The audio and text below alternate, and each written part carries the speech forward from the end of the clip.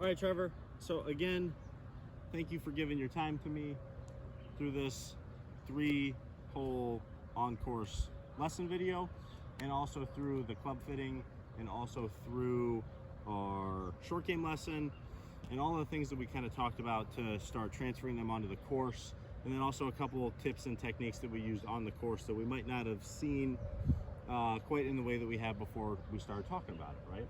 So what do you think your biggest outtake was from the series? Of everything? Yeah. I think, at least on the full swing lesson, really seeing on video and talking through how my setup, my angles of my spine and club really severely impacted my club path. Sure. That was not something that I necessarily consciously thought about, and as I stepped further away and got into a better setup position with angles, that really helped my club path get onto a path that allowed for a straighter ball flight. For maximum success too, right? Absolutely. So then, as we kind of got out onto the course, we started talking about a couple different things. Just to recap, we started really visualizing kind of the bigger picture, and kind of one of the key things that I said to Trevor, most importantly, what denotes a good player to a great player is being able to have options of opportunity. We certainly don't want to go into one shot almost ever when we're out here on the golf course being a great and advanced player and look at one shot in one way.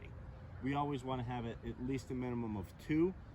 Certainly can have as many as 10, 15, 20, right? I've heard some of the best players talk about opportunity and seeing things in different fields of view that we might not have seen before we really kind of opened our brain outside that box and start looking at the bigger picture. So, as we got 2 holes ago, we talked about Trevor's drive, which is the one that we recorded. We talked about that tree, and we busted that tree down to every possible extent that we could have, right? We didn't just look at that tree and we didn't see just one shot. We looked at, honestly, probably 4, 5, 6 different shots.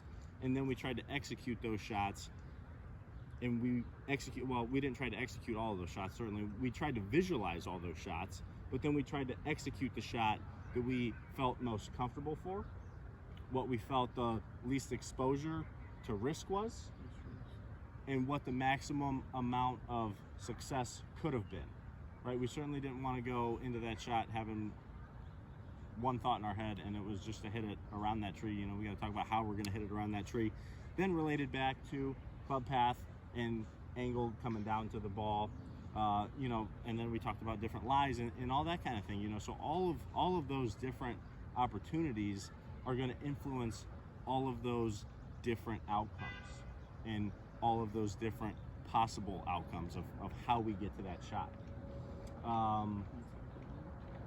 What's that?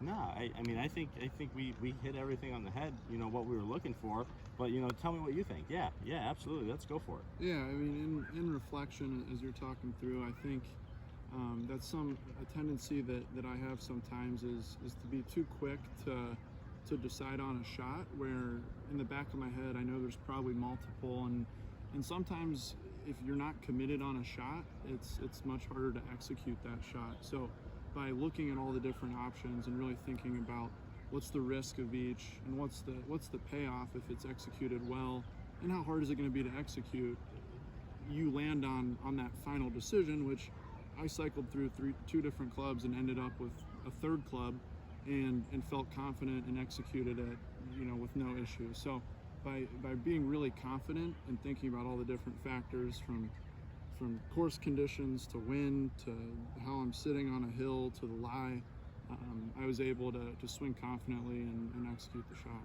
That's awesome, man. Good work.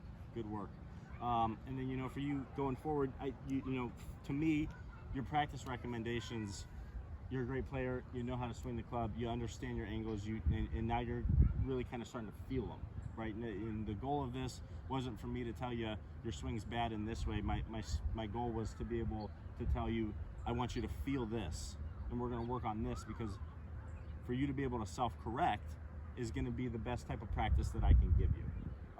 Certainly I'm not going to be able to be with you on every shot, on every practice session, on every so on and so forth. But for you to be able to start having the feel, you're going to have your own practice routines going on out there, because now you know the difference between point A to point B to point C, and so on and so forth. And then again, for your practice routines, you know, on course, that transfer practice, when you get it onto the course, always think about that bigger picture. Always think about your different opportunities, being able to execute that, like you said, you know, being able to execute the shot that you're most confident with, instead of just ripping a club out of the bag, not being confident, probably not going to result in a good shot. Probably not going to be able to result in a good shot, especially when we feel uncomfortable.